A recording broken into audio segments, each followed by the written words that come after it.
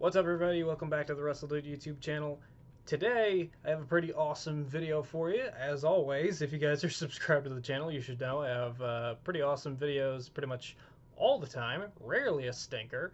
But yes, today we have a very interesting ranking video, and this has to do with Marvel. Everybody loves a little bit of Marvel, and today we're going to be talking about the Marvel Disney Plus shows. Now, back when Marvel announced their big timeline thing that they usually do at fan events and stuff like that, they mentioned doing these TV shows on Disney Plus, and they would be not like the Netflix shows necessarily, because the Netflix Marvel shows sort of reference the MCU, but they made it a point to say that these Marvel TV shows would be definitely directly affecting the movies and other TV shows heading forward. Like, they would be interconnected. You know, we're already seeing stuff of it, like in the new Doctor Strange trailer, like Wanda, Scarlet Witch mentions Westview. You know, obviously in the Hawkeye series we have Kingpin, so now Kingpin's going to be in the MCU and stuff like that. Daredevil is now in the MCU as well from Spider-Man No Way Home, so we've got all that stuff going on.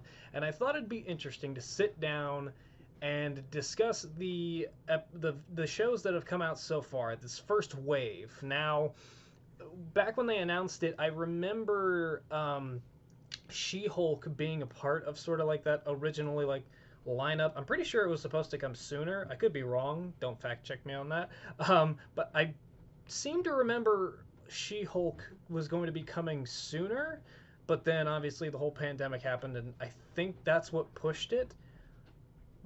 But the reason why I'm mentioning this is because I wanted to do sort of like the first couple shows announced in its own thing, but I don't want to wait for She-Hulk. I don't even remember when She-Hulk's supposed to be starting, which is why I'm only doing these ones. I'm doing WandaVision, Hawkeye, or WandaVision, what was it, Falcon and the Winter Soldier, What If, Loki, Hawkeye. I was trying to remember the schedule of which they come out. I'm pretty sure that's all wrong, but those are the shows that I'm going to be ranking today. So before we get started, let me know in the comments, how would you rank all of these shows? Which one was your favorite, least favorite, favorite moments, you know, stuff like that, and what are some shows in the future that you're looking forward to? Could be ones that are announced already, could be some that aren't announced, could be some that you would like to see them do on Disney Plus. Just let me know in the comment section below. But that being said, let's get on to my lowest ranked show. Now, I do also want to preface this by saying, just because it is at the bottom does not mean that it was a crap show. It just means that there was some stuff about it that maybe not like it as much as you would think, but it's still overall a very good show. So at number 5, we have Marvel's What If. Now, I will preface this by saying I did still enjoy What If. Obviously, I did my solo reviews for, I think, pretty much all of these shows. I don't remember if I did one for Falcon and the Winter Soldier. I think I started to do casual reviews after Falcon and the Winter Soldier. I do remember doing one for Loki and Hawkeye and What If. But yeah, for What If, I had fun with it. Obviously, if you guys watched my solo review for that, you will know I wasn't a big fan of sort of the last 2 episodes. I just wanted What If to sort of be its own thing, just sort of a new thing you could come into every week, just go through a different storyline of a universe in the MCU, or Marvel Extended Universe, I guess it would be called now, and just have fun with that, and then on to the next week, on to the next week, on to the next week. I didn't really need some sort of big team up at the end, which is what made me decide to put this at the bottom, which is, after the show is over, I thought that was fun, but I didn't need that sort of ending for this season. I don't know what other type of ending they could have done for this season. I don't know. What If still had some very great episodes. Obviously, my favorite episode is the Doctor Strange Supreme episode, which is why I got this Funko Pop out, along with some of these other ones here that are Marvel that have to do with these TV shows. We've got Strange Supreme, a Captain America classic, Scarlet Witch, and then Ronin, obviously Hawkeye. But yeah, that's sort of the main reason why I put this at the bottom of the list, is because I just didn't like the ending. I know there's a lot of people that really, really liked the ending with Infinity Ultron and the big team up, but it just didn't really work for me. I just wanted something to where, I could tune in every week and I wouldn't have to worry about, like, not being caught up. I mean, obviously, I've never had a problem with these TV shows. I kind of watch them as soon as they come out. But yeah, that's kind of what I just wanted from What If. Just something that I didn't need to worry about. Oh, this connects from this episode and yada yada yada. This is gonna come back. But overall, I still had an enjoyable time with it. On to number 4, The Falcon and the Winter Soldier. Now, I was contemplating whether or not this should be at the bottom, because watching it, there was a few things that was kind of confusing to me, and some stuff that has been pointed out since then. Like, a lot of audio was overdone. There are those rumors of, like, there was an entire, like, subplot that had to be cut because of reasons. And things like that. But I started thinking about it more, and part of what I did to sort of rank these is how big of an impact they are towards the MCU as a whole. And obviously, What If is sort of just like elsewhere stories, so not really that big of an impact, other than introducing the fact that there is a watcher that is watching over this universe and every other universe in the MCU. So that's sort of why that helps rank it at the bottom. Falcon and the Winter Soldier ranks a little bit higher because obviously in this show we have a new Captain America in the form of Sam Wilson. Bucky is no longer implanted with the Winter Soldier stuff, so that's great. Obviously, we had the Flag Smashers whole storyline, and John Carter as U.S. agent now. I thought his arc throughout the show was really, really good. Super hateable, obviously, right from the jump, and especially after his first appearance in that episode. Like, God, I can't believe there were still people online that were trying to connect the actor to the character and being mad at the actor. Like, I hate when that happens, and it happens in pro wrestling a lot too. As a pro wrestling fan, I see this a lot, where people can't separate character from actor. It's just very annoying. But yeah, there was a lot of really great moments in this show. Obviously, probably the most powerful one was when John Walker used Captain America's shield to either behead a guy in front of the public or to crush in somebody's rib cage with it or something like that. That was just an insane moment. A very cool ending with the cool Sam Wilson version of the Captain America costume. I thought that looked really cool. And yeah, the ending of the show has some really big implications heading forward, with Valentina De Fontaine having the U.S. agent, and then obviously from Black Widow, she also has Yelena. So that's a pretty big impact heading forward too. And then we have Sharon Carter's the Power Broker, or maybe working for the Power Broker, maybe not the Power Broker herself, now being pardoned by the U.S. government. She's back in with the U.S. government and SHIELD, probably, or SWORD, whatever it's called now. So those are some pretty big implications, which is why I put it at number 4. Moving on now, we head to my number 3, which is Hawkeye. Now, you would probably wonder, why is Hawkeye ranked higher than Falcon and the Winter Soldier? Well, I enjoyed Hawkeye a hell of a lot more than Falcon and Winter Soldier, which is weird because a lot of my MCU, like top MCU movies, are sort of like spy thriller, like government espionage adventures, stuff like that, like Captain America and the Winter Soldier, Civil War, stuff like that. Black Widow, which is in my top 5, surprisingly. Might have to redo it now. I don't know. Everything changes after a new movie comes out. But yeah, I enjoyed watching Hawkeye week to week, and maybe it's recency bias just because the show just ended, but that's sort of the reason why this ranks higher. Also, I wanted to talk about impact towards the MCU.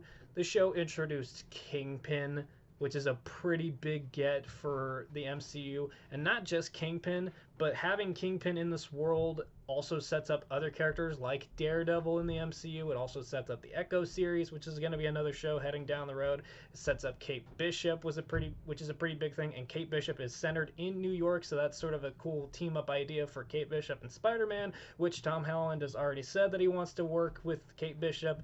Haley Steinfeld, I don't know why I said the character's name, but that would be a cool team up. Imagine Kate Bishop firing an arrow and then Spider-Man whipping onto it. I don't know how that works physics-wise, but who knows? We'll see maybe if it happens.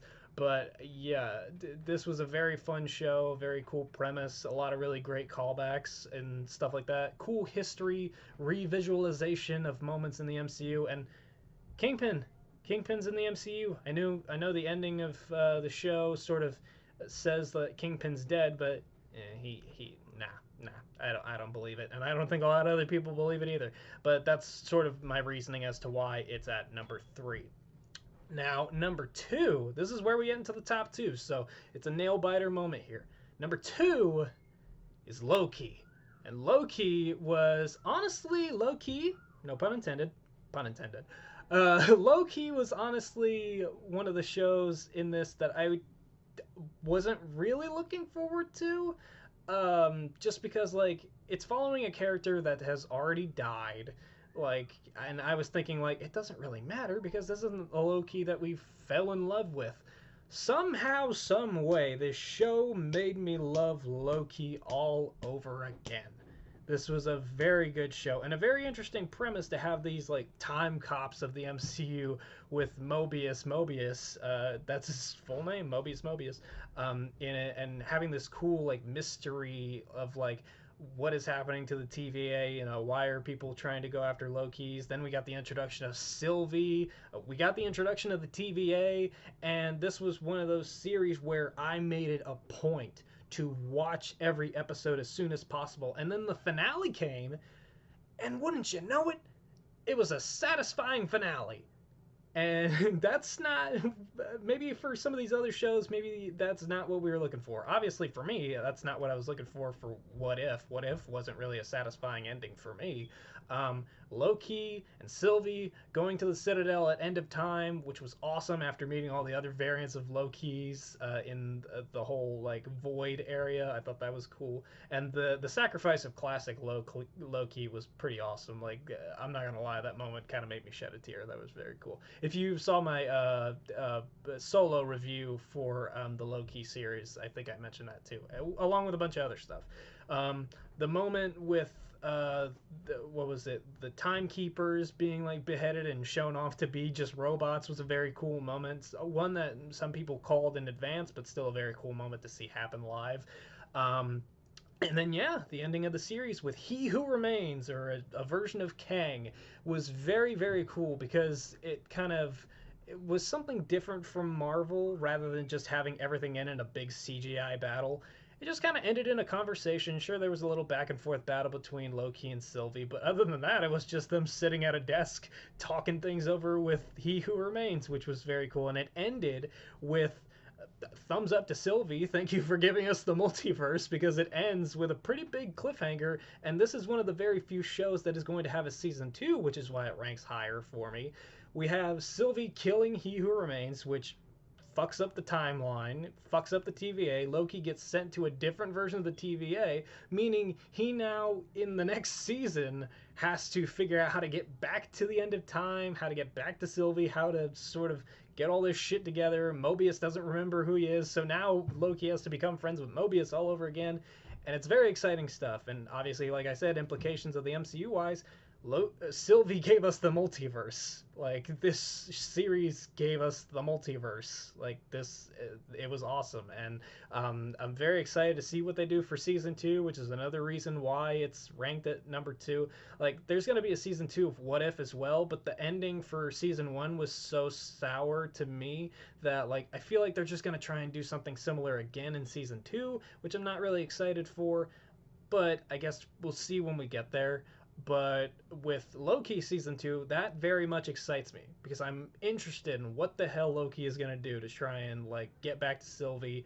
how the hell all this is going to unfold even further. Is Kang going to be involved? Like, we saw Loki staring at a statue of Kang. Could we see Kang in Loki season 2 and not just a different version of He Who Remains or Kang? But who knows? We'll see.